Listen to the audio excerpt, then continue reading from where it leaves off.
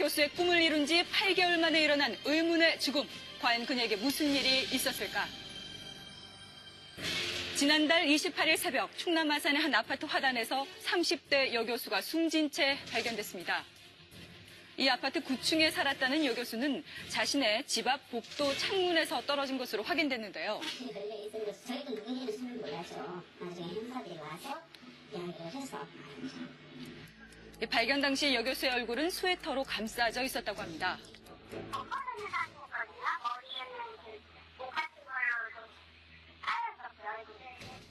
경찰은 여교수가 스스로 목숨을 끊은 것으로 보고 있는데요.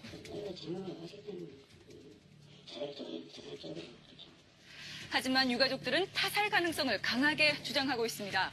여교수가 뛰어내렸다는 9층 복도 난간, 여성이 올라가기에 다소 높아 보이는데요.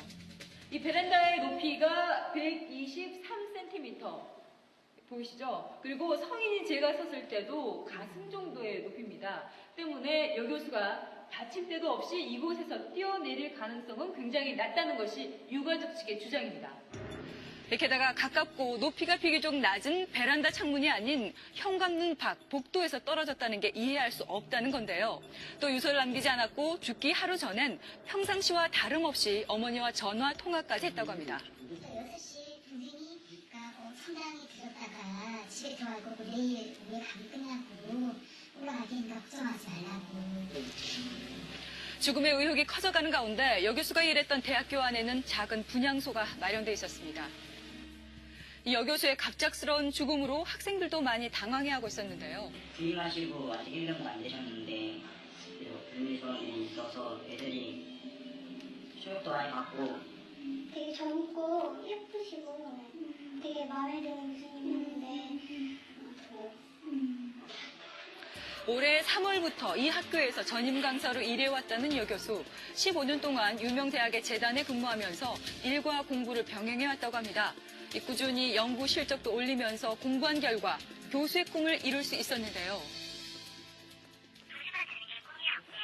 나중에 친구가 본인을 그렇게 연구하고 공부하고 가르치는 이런 교수가 적성에 맞을 것 같다라고 그렇게 얘기하고 이번에 시험칠 때 너무 많이 좋아했어요. 오랜 준비 끝에 이룬 교수의 꿈이기에 쉽게 자살을 선택하지 않았을 거라는 게 유가족들의 주장인데요. 특히 유가족들의 의혹이 커진 것은 휴대전화에 남겨진 의문의 문자 메시지들 때문입니다. 사망 일주일 전까지 누군가와 계속 주고받았던 언쟁의 기록들. 최근 그녀에게 무슨 일이 있었던 걸까? 보자마자 아침에 출근했는데 방으로 방으로 부르시더니 그때 손 잡고서 막 우시면서 저를 너무 무서우니까 저도 자기 지금 너무 무섭다고 저도 믿어달라고 하시고 대학생들 태워주고 갖고 그러시는데 내려서 받고 계시는 거 여교수가 죽기 3일 전 마지막 통화를 했던 한 지인의 이야기를 들어봤는데요.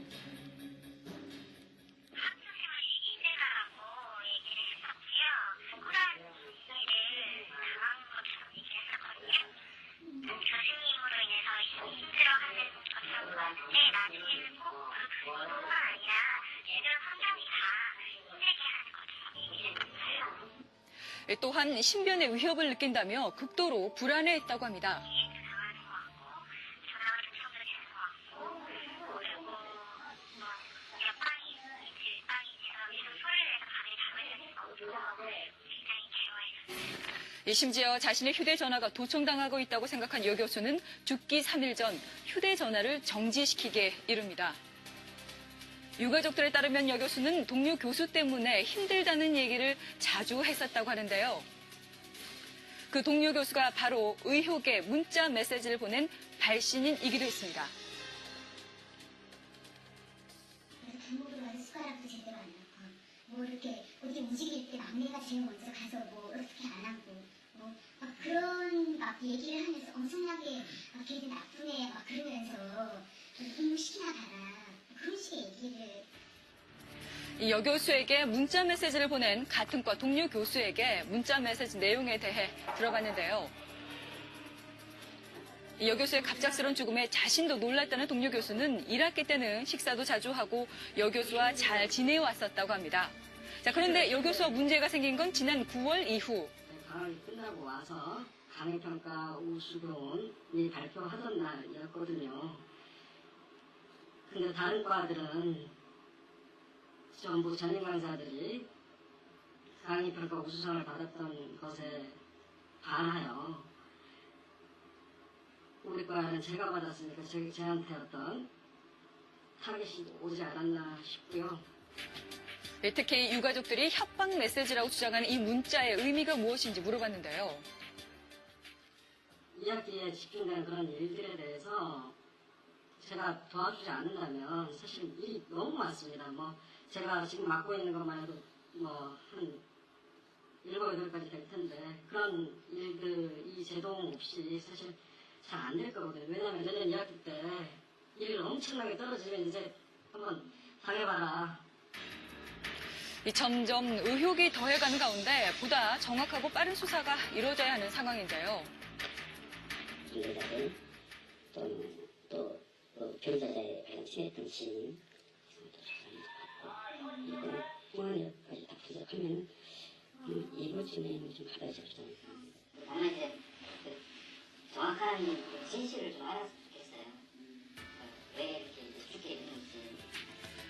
총망받던 30대 여교수의 의문의 죽음에 대한 이유나 동기만이라도 철저한 수사로 정확하게 밝혀지기를 바랍니다.